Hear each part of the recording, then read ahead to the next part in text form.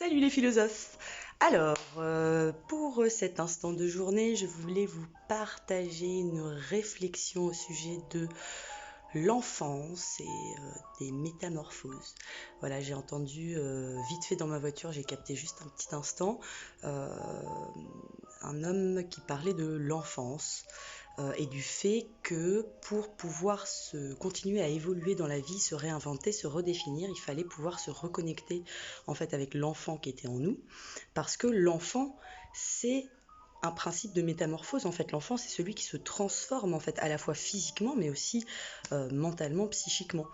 Euh, et en ce sens, voilà, l'enfant, ce serait l'état qui permet chez l'homme la métamorphose. Et est-ce qu'on pourrait pas dire, en un sens, dans ce cas-là, que l'essence de l'homme, c'est l'enfant qui est en lui?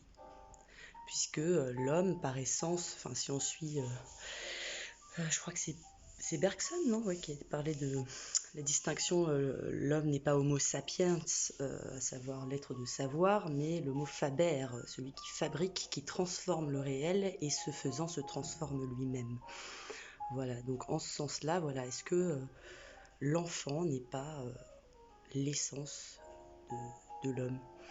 Voilà, voilà. On pourrait comprendre que, de plus, même dans la démarche scientifique, par référence à la vidéo sur Alain, Soyons dignes avec Alain, que je vous invite à regarder aussi, évidemment, hein, parce que je fais pas du travail pour rien, donc même. Bref. Mais voilà, donc, avec cette idée, justement, profondément au cœur de la philosophie, que justement, c'est cette capacité à s'étonner qui fait la dignité humaine, même face à la tâche insurmontable que représente la quête de vérité. Et donc, que bah, justement, l'enfant, c'est celui qui, pour se transformer, interroge le monde. Elle est, n'est-ce pas là, en ce sens-là, alors bon, pas sur tous les points, hein, parce que si on considère que le nouveau-né, c'est un pervers polymorphe, bon, c'est pas forcément viable de conserver ça.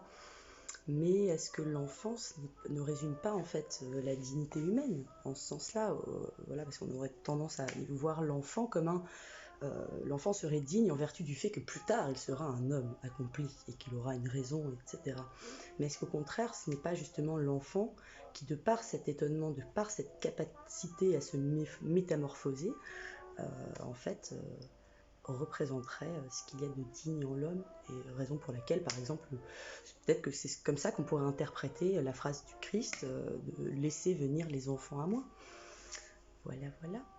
Pas seulement sur le point de vue de cette innocence, en fait, mais voilà, sur cette capacité d'étonnement, d'accepter l'étonnant, le nouveau, le fait de se remettre en question, de progresser toujours. Est-ce que c'est pas ça l'essence de l'homme? Voilà. Et ce qui me fait penser du coup à Nietzsche un peu, en fait, avec son travail sur les métamorphoses. Et Nietzsche, voilà, est-ce que quelque part par là, c'était pas un grand enfant? Quand je dis un grand enfant, c'est pas au sens d'un être non doué de raison, mais au sens où vers la fin de sa vie, il a fini en hôpital psychiatrique. Il a souffert de ce qu'on appelait à l'époque la démence, et qui, bien que je ne me sois pas vraiment intéressée à la question, bon, ça devait probablement être une forme de schizophrénie, ou d'entendre des voix, ou des choses comme ça. Et du coup, par encore une fois, on relie les pensées les unes avec les autres. Mais est-ce que c'est pas, quelque part, la schizophrénie, ce serait pas justement une maladie de l'enfance, hein, pas une maladie d'enfant, attention, au sens où, voilà, le schizophrène, il réinvente toujours le réel, il ne fait pas la distinction entre le vrai et son imagination. Raison pour laquelle des enfants de 4 ans, ils vont vous raconter, je me souviens ça d'un enfant que je gardais il y a des années, qui avait 4 ans et qui, qui a commencé à me raconter qu'il y avait un lion qui est apparu dans une boule de lumière à l'école.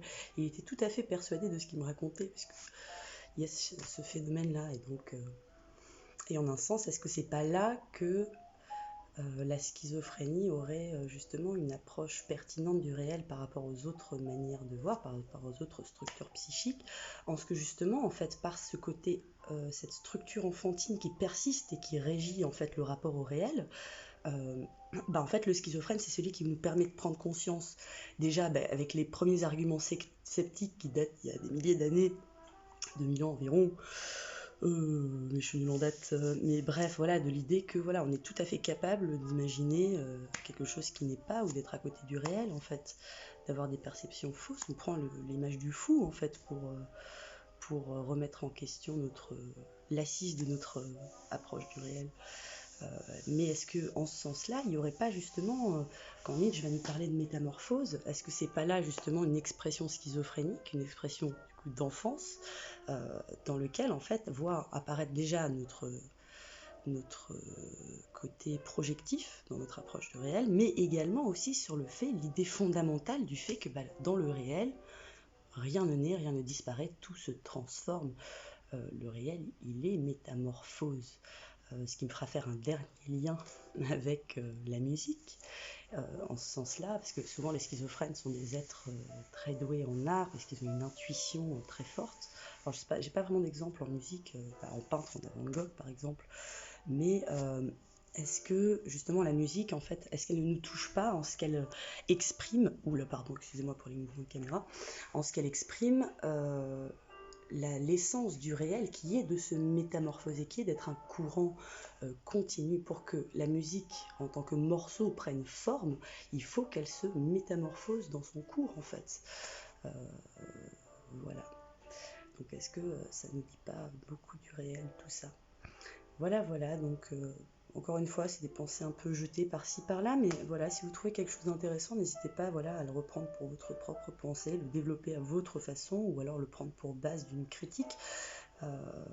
Voilà, mais je pense qu'il y a quelque chose d'intéressant dans cette idée-là d'associer l'essence de l'homme à l'enfance, dont la schizophrénie serait une expression particulière qui nous permettrait de saisir une des dimensions du réel lui-même et aussi une des problématiques de notre approche du réel.